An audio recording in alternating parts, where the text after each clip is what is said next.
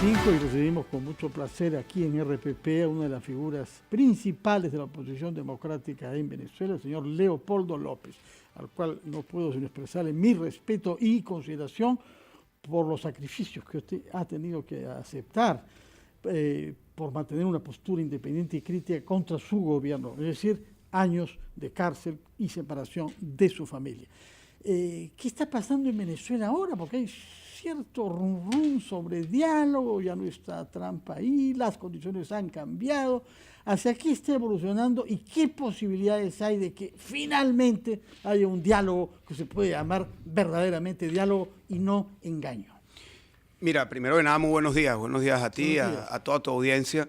Y a Mónica Delta, que nos acompaña. ¿Cómo estás, Leopoldo? ¿Cómo le va? Hola, Mónica. ¿Qué tal? Aquí estoy, acá estoy, en las alturas, por seguridad. Mira, preguntas qué está pasando en Venezuela, ¿no? Y antes de entrar en lo político, yo creo que lo primero es aterrizar dónde está el país, dónde están los millones de venezolanos, mujeres, hombres, que están pasándola muy mal. Hoy Venezuela es el país más pobre de la América Latina, luego de haber sido el país más próspero. Y esto no lo digo yo, esto lo dice el Banco Mundial, lo dice el Fondo Monetario Internacional, que por primera vez un país está en una situación más precaria de pobreza que Haití, que ha sido el país más pobre durante muchos años. ¿Y qué llevó Venezuela a la pobreza? Bueno, la llevó un modelo totalmente equivocado. No fue una guerra, no fue un desastre natural, no fue un huracán, no fue un volcán, no fue un terremoto.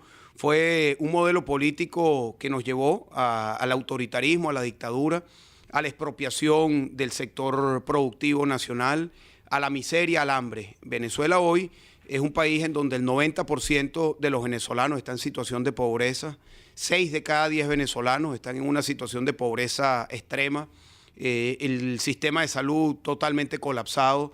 La mitad del país no tiene electricidad corriente a lo largo del día.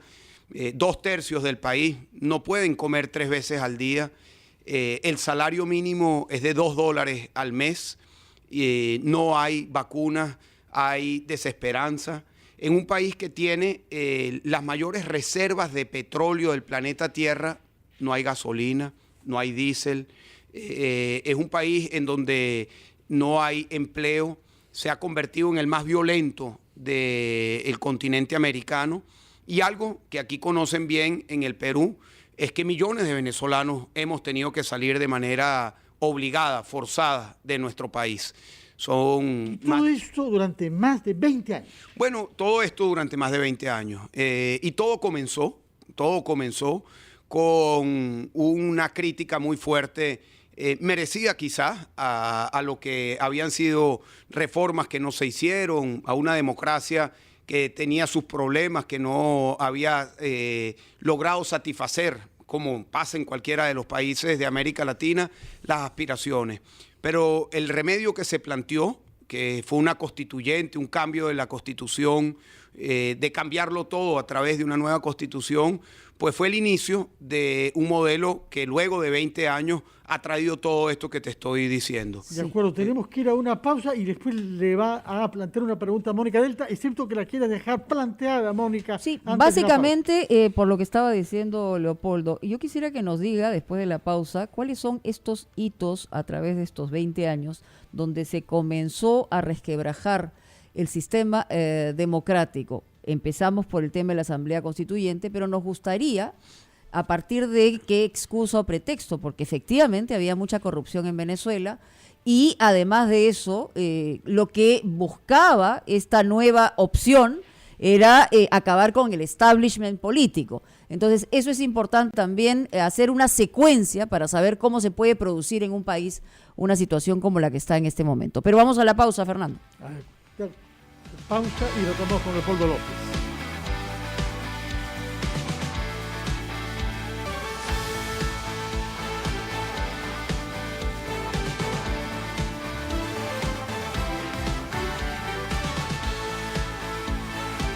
Son las 8:35 y hemos recibido con mucha satisfacción en los estudios de RPP a Leopoldo López, una de las figuras de la oposición democrática en Venezuela, al cual Mónica Delta había dejado planteada la pregunta de cuáles han sido los hitos que a lo largo de más de 20 años han llevado a esta situación de hegemonía política total de un régimen corrupto y con vínculos con el narcotráfico que ha empobrecido al 90% de la población venezolana.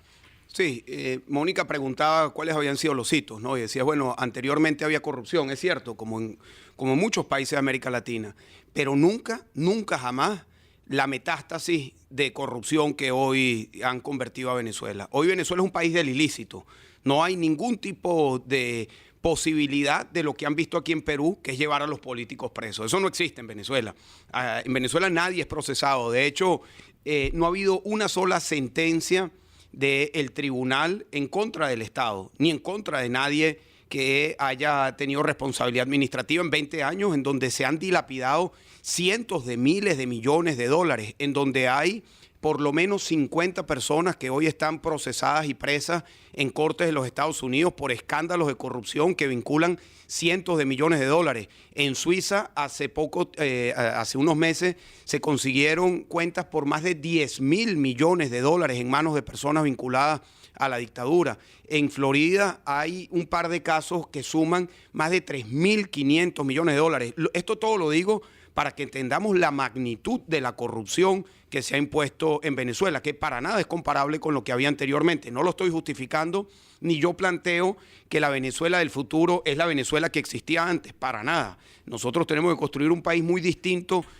al que tuvimos, al que tenemos. Un país en donde realmente se pueda invertir para el bienestar de la gente. Pero Mónica preguntaba los hitos. El primero fue la constituyente, sin duda. Allí hubo una promesa similar a la que escucho aquí en Perú, que con una nueva constitución se iban a acabar todos los problemas. Y se hizo un proceso constituyente que comenzó mal, porque solo con 53% de los votos el sistema electoral le dio más de 90% de los escaños a Chávez en aquel momento. Y eso creó un espejismo de supermayoría que permitió que se impusiera una reforma de todos los poderes públicos. Y en cuestión de meses, y ahí comenzó el problema, todos los poderes públicos, el tribunal, la Fiscalía, la Defensoría del Pueblo, el Consejo Nacional Electoral, todos fueron cooptados por personas afectas a Chávez. Y allí se acabó, se comenzó a socavar la democracia. Luego vino una etapa de destrucción del sistema productivo nacional. Hubo una guerra en contra del sector productivo nacional, en contra del sector privado, que era el que generaba empleo.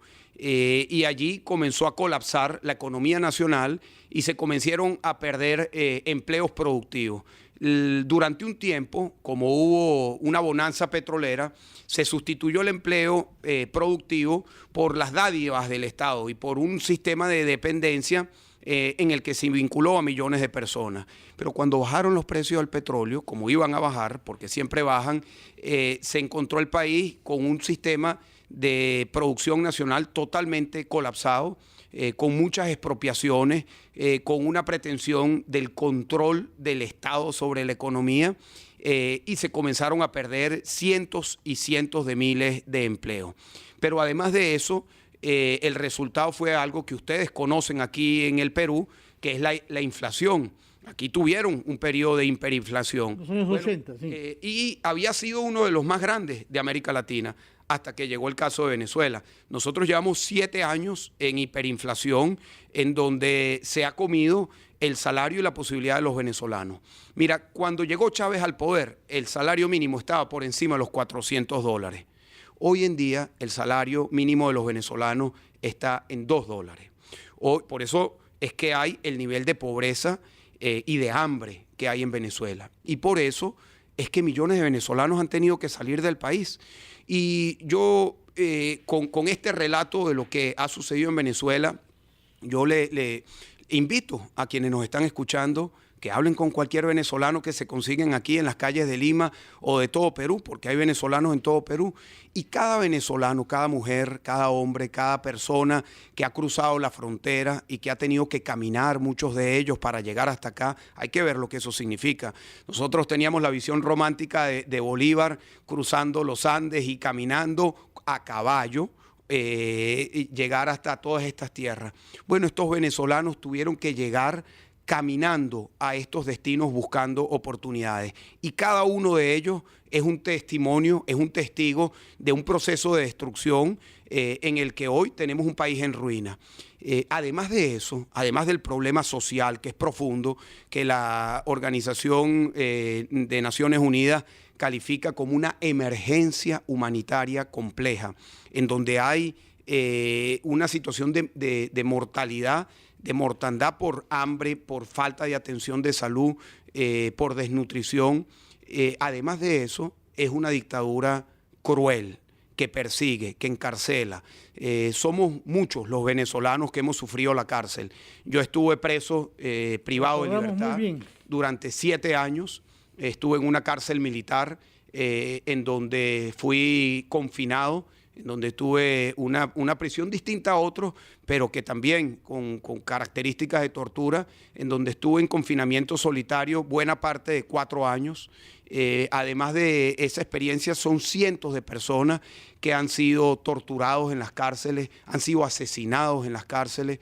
Hubo casos muy escandalosos, como un concejal que fue detenido y fue lanzado por una ventana de un 10º piso de la policía política. Y esto, todo lo que estoy diciendo, está registrado en informes de la ONU.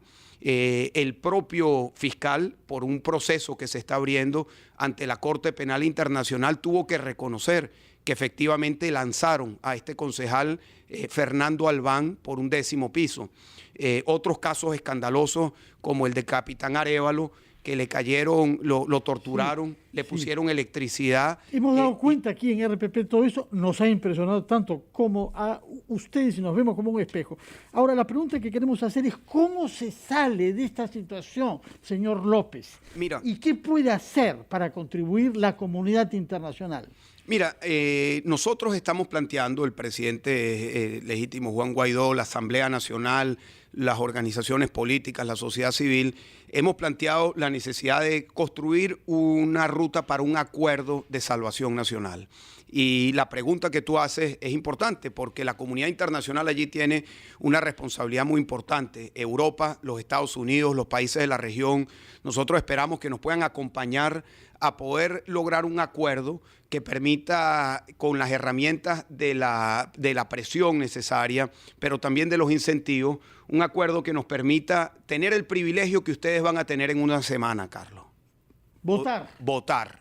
Ese es el desafío que nosotros tenemos. Ese es el privilegio por el cual nosotros hemos luchado, por el cual nosotros hemos salido a las calles. En el 2015, acompañado de cientos de personas, yo hice una huelga de hambre de 28 días precisamente para convocar elecciones. Convocamos esas elecciones, las ganamos, que fue la elección de la Asamblea Nacional, y luego Maduro, a través del tribunal que controla, desmanteló la Asamblea Nacional.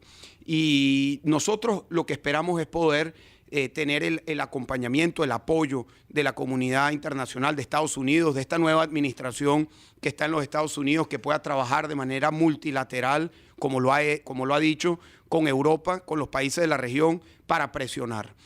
No es fácil, no es una ruta fácil, sin embargo es la ruta que nosotros creemos que puede lograr la mayor unidad dentro de Venezuela y fuera de Venezuela. Nosotros estamos enfrentando un Estado criminal. Y no lo digo, insisto en esto, estos no son adjetivos ni un relato personal que yo estoy haciendo, no, esto es lo que está registrado en informes de la ONU, de la Corte Penal Internacional. Incluido el tema del narcotráfico. Incluido, claro, existe suficiente información para poder llegar a la conclusión, que no es exagerada. Venezuela vive en la dictadura de Nicolás Maduro, vive en buena medida del tráfico de cocaína que viene de Colombia. Es notorio, es conocido que en Venezuela se le entregaron territorios al principio en la frontera y luego en otras partes de nuestro territorio nacional a grupos guerrilleros, a la FARC, al ELN, al Frente Bolivariano de Liberación, y incluso en estos momentos hay 8.000 desplazados venezolanos a territorio colombiano por un conflicto entre facciones de la guerrilla. Eso nunca había ocurrido en nuestro país. Que no, sí, y todo este tema de la guerrilla comenzó también, que Mónica preguntaba a Lojito, comenzó también con una concesión ideológica a la guerrilla. el blanqueamiento de la guerrilla, diciendo que como eran de izquierda tenían que ser comprendidos porque su lucha armada era justificada, cuando sabemos que estos son grupos terroristas, violentos y vinculados al narcotráfico. Muchísimas gracias por su presencia acá, nuestros mejores deseos de una salida democrática a esta crisis, la más grave que hay, sin duda humanitaria, como lo ha dicho usted, en América Latina. Muchísimas gracias por su presencia en RPP, señor Leopoldo López. Muchísimas gracias a ti y a toda tu audiencia. Muchas gracias, gracias a Mónica Delta también. Vamos a hacer una pausa y retomamos ampliación de noticias.